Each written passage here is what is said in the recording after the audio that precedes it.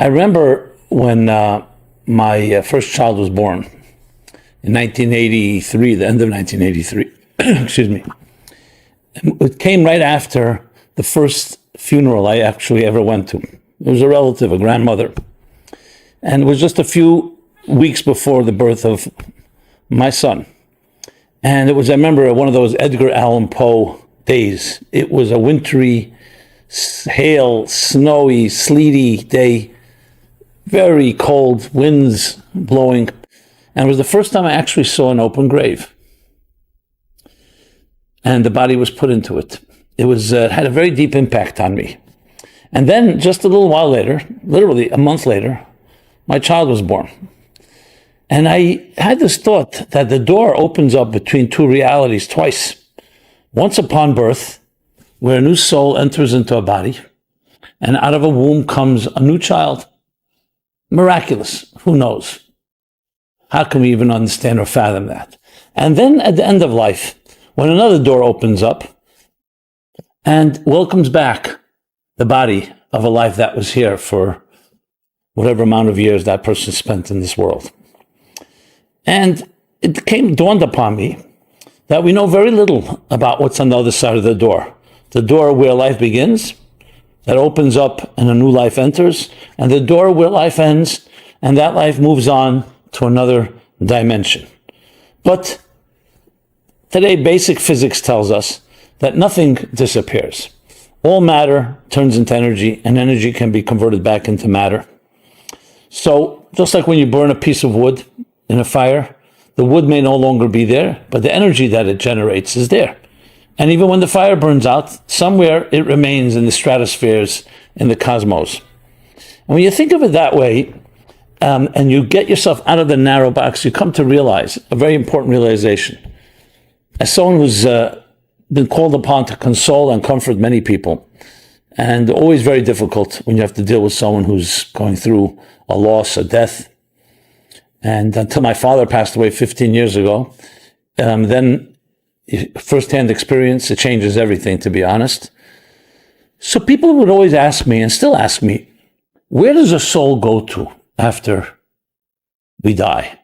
Where's the soul of my father, of my mother, of my relative, sometimes, unfortunately, tragically, of a child, of others? Where does it go to, if anywhere? Are they at peace? One of the big questions people ask. And I was always at loss of words, not knowing really what to say. What do you say? Did I really know where it goes?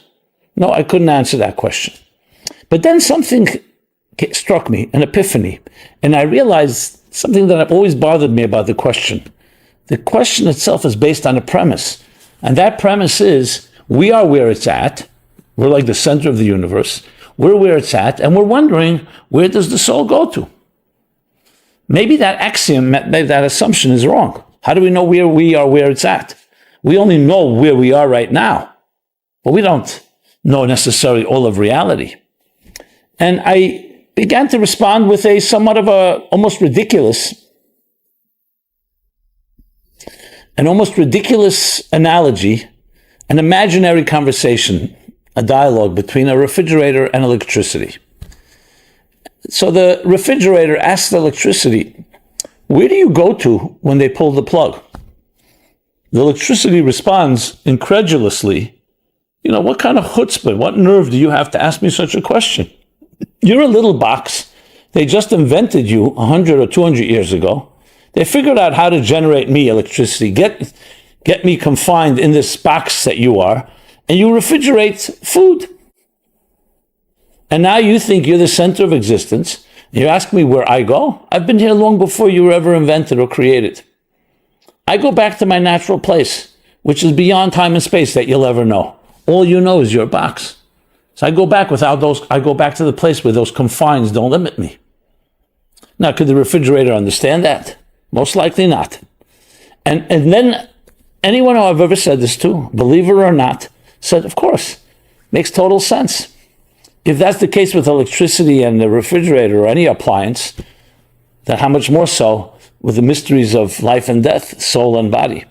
So the body is a box, yes, And while we're alive, we experience life in many different ways: biological life, emotional life, intellectual life, transcendent life, whatever, however one defines life. And then at some point, the plug is pulled. The electricity, however you define a soul, is no longer attached to the body. So the body can be completely intact, the refrigerator can be intact, but there's no juice, there's no electricity, therefore it's not functioning as a refrigerator. And to ask the question, where do you go? We can ask the question, but the answer is obvious. You are in a very small little space, and you barely know about that space. How much do we know about life? With all the magic and all the advancements and breakthroughs and breathtaking breakthroughs of medicine, we still know so little, even about the body, about the brain. A brain the size of, a little more than this, larger than the size of my palm. What do we know about the brain? We know much, but there's so much more to know. So this little frame of a body, 5 or 6 feet tall, 100 or 200 pounds, we won't go higher than that, and still remains in many ways a mystery. That's in the box, let alone what's outside of it. So really, death, with all its tragedy and all its pain and loss, is really an opportunity to wake us up to a higher reality, to realize that electricity, soulfulness, spirituality, life is much deeper than just life within the body. So really, even saying the idea is there life after death, is there life before birth? If a soul of the electricity indeed is always there, it's just a question of whether we experiencing that life. Makes total sense that the electricity goes on even after the box is no longer there, or deteriorates, or erodes, or is not functioning, meaning the refrigerator or any other appliance. So really what we should really say, it's life after life, or stages in the life journey of a soul. And we know one part, the part that we're aware of in the period of time and the space that we occupy during our lifetimes. Whenever we become aware of that, until the moment we're no longer aware. And yet there is something far greater that preceded us and will continue. That's not to minimize our lives. On the contrary, it means your specific life is a connection and as a part of a long journey. It makes life far more meaningful, actually, far richer, because it didn't begin with you, it doesn't end with you. It means it's a journey. And therefore there's the concept of reincarnation, the idea of a soul returning. It's the simple logic of a soul continuing its journey. And I go back to electricity. Electricity does not disappear just because the appliance isn't functioning or because we're not aware of it. How many thousands of years did electricity exist and we didn't even know it existed until we discovered it? And how many other forces are out in nature that we have not yet discovered? So all this is really meant to tell us about the majestic and awesome journey that life is, that is far beyond the scope of our narrow box of time and space, and that we can connect with it. That's the most powerful point. We can connect with it even here when we lose that arrogance and we gain that humility of recognizing that it's a piece of a bigger whole. Then you connect to that whole. It's like someone reading a chapter in a book, and that's it. They finish the chapter and they think that's the beginning and end of the story, but it's not. The narrative is here before that chapter, and there's chapters that will follow. Recognizing that makes this chapter so much richer, so much more profound, so much more complex, because it's a chapter in a long story, which is also a perspective on looking at life in general. That things that happen to us in life can overwhelm us, can depress us, can really challenge us, and sometimes serious trauma. No one denies that. However, if you think of it as part of a longer story, it doesn't take away necessarily from the immediate pain, but at least gives it some context, some perspective. Kierkegaard said, we can only understand our lives backwards, but we have to live our lives frontwards. When you look back in retrospect, you start seeing the pieces coming together. Going forward, we don't always see those pieces, but we can if we step back and don't worship the here and now. Don't worship instant gratification. As much as it's tempting, it traps you into your little box, and that's what you see. So when someone asks you, what does the horizon look like? If you're standing in your little box, there's going to be one answer, a very small answer. If someone opens themselves and goes up 10 feet on a mountain, that's a different answer. And if you go to the top of the mountain, it's a third answer. And they're all correct, depending what perspective you're looking at. The one standing on the ground is correct when he says he doesn't see much from that perspective. He just has to add those words, from my perspective. However, if you broaden your horizons and you allow your imagination and you're allowed to dream and you're allowed to aspire and you read and you think and you imagine, what happens? Horizons are broadened. So essentially, when we begin to study about the soul and we begin to relate to it, we realize that, yes, it comes from a far vaster perspective and panorama than we can ever imagine. But by allowing that perspective in of the fuller narrative, your chapter, your specific chapter and verse becomes richer because you see it not just as a piece, not just as the immediate piece it is, but part of that bigger picture. I always think of the analogy of a guy riding on a boat down a river, the river of time. Even though, frankly, time is not a river, it's not linear, time is more cyclical and even a spiral. Time is energy and it returns to the axis. But nevertheless, it is a journey. So think of it as a circular, a spiral type of river. But it is and you're riding down this river of time. And obviously what you see and experience empirically with your sight, sound, taste, touch, and smell and other tools and instruments, you see the banks of the river. You see the happenings, the events, the creatures, whatever is happening around you. And as good as your eyesight may be, you see far, you can see a little further, you see back, but there's a limit how much you're going to see. Now, you know, yesterday you were on the river a little earlier, you saw things that you didn't see today. And tomorrow, as you travel further, you're going to see more things. Is there a way to see the whole picture? Well, you could imagine it, but there's a way. Imagine now a bird. A bird that's flying, a bird's eye view, sees the entire picture, sees the entire river, sees the bank yesterday and before yesterday and so on, and sees where it's headed. Now, to take the next step of the analogy. This little bird flies and lands on your shoulder, right there on the boat.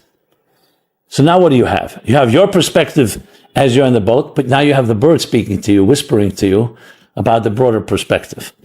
The bird is the soul. You, the body, is the person on the boat. Bodies, like any physical entity, can only experience time and space as it knows it. That's its ability. And that's what it's supposed to be focusing on, the here and the now. A little sense, a little context, a little perspective, because you can see a little wider, broader, but not the full bird's eye view. The bird, the soul, has the capacity to see a bigger picture.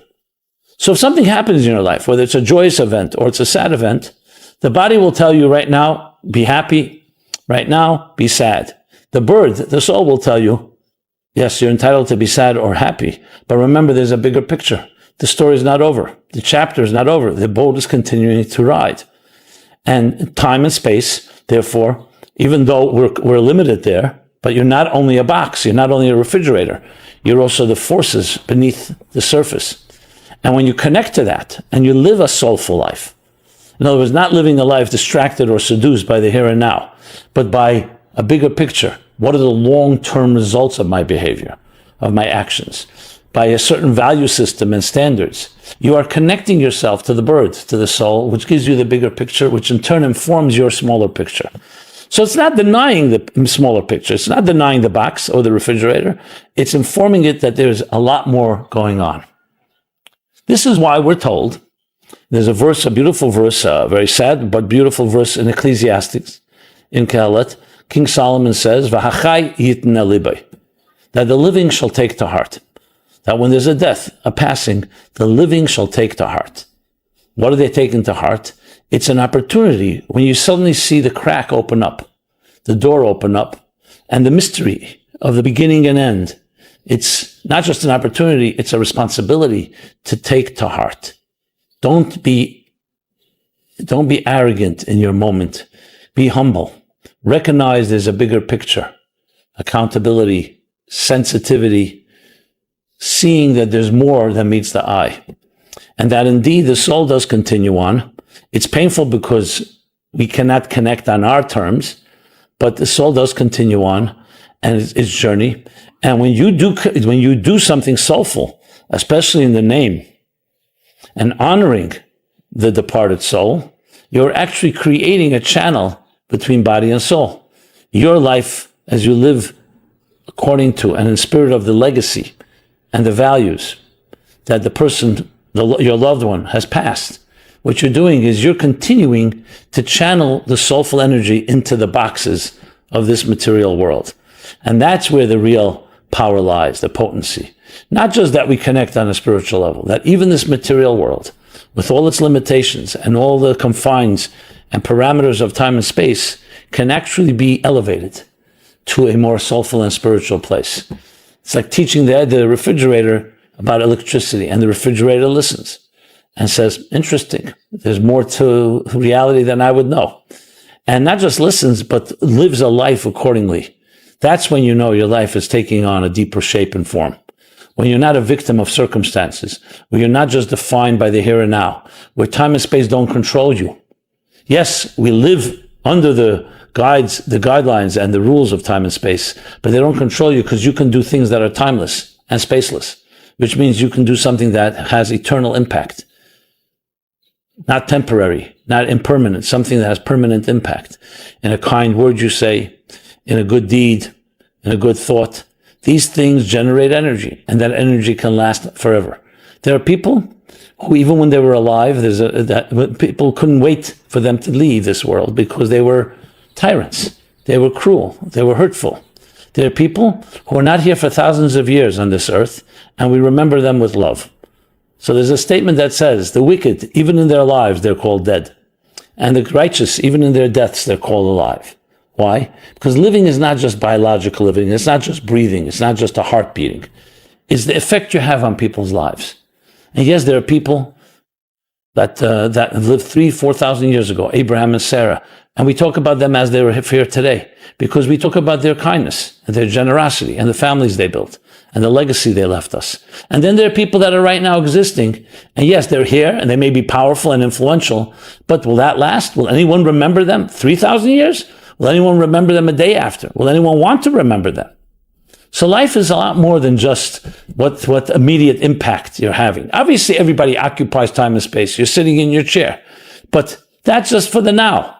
Will you be remembered in that way? Will you live on? Will people look at you as a role model, an example of what it means to be truly alive? And in that sense, that's what we learn from death. We learn the idea of appreciating that which is greater than what we can fathom and perceive with our own limited tools. So yes, on one hand, we grieve and we mourn, and we should, because it is the loss of a loved one. But the story doesn't end there. That soul continues its journey. We may not feel it, but when we concentrate and we focus and we align ourselves to soulful lives, you connect in a certain way. And that soul connects with you. Sometimes you can sense it, sometimes you can't. But the point is, the eternity of the values, the eternity of the message, the eternity of the life continues to live on. And it's very powerful to say that you come from a line of people that go back thousands of years in an unbroken chain, committed and dedicated to generosity, to virtue, to goodness, to spreading light, to helping others, not just themselves. That's powerful. And I'm proud to be one of those people because I can talk about Abraham and Sarah, our ancestors, and their children and their children's children in an unbroken chain. Are we all perfect? Obviously not. We all make our mistakes, but still, a midget standing on the shoulder of giants can see farther than the giant can. So that's a great gift. And all of us can access these type of eternal connections, eternal values. The key is not to get trapped, not to get seduced, not to be held hostage by the confines of your refrigerator, but to allow yourself to recognize there's more to life than the here and now and the box of time and space as we know it. And when we do that, we become far, far greater people. A mortal human being can become immortal. A finite creature can become infinite because we're touching it and we channel it through our lives. But it's all about us and how we do things. I want to take this opportunity, since we're about to enter Rosh Hashanah, the new year, the Hebrew New Year, to wish everybody a very blessed year, a sweet year, a healthy year. Coming from a pandemic, which is still with us, we should only become stronger and recognize that challenges are here to make us bigger and greater people. And look at the bigger picture, not just the moment, but the moment should also be pleasant and beautiful. Very blessed year. Because of the holidays, this live program on Sundays will be pushed off until the holidays are over. You'll hear more information. We'll post it all. But it's been an honor, as always, to speak with you. Let us all connect on a soulful level which does transcend time and space. Please share your thoughts, feedback, comments, share with others, pay it forward. Let's all create a ripple effect of a spiritual immortality that infuses this mortal world with eternity itself. Heaven and earth kissing, embracing, and becoming fused as one. Thank you again. Simon Jacobson here. Meaningful Live. Go to meaningfullife.com for more information, more programs, our full schedule of events. Everyone be blessed. Again, a very blessed year to you all.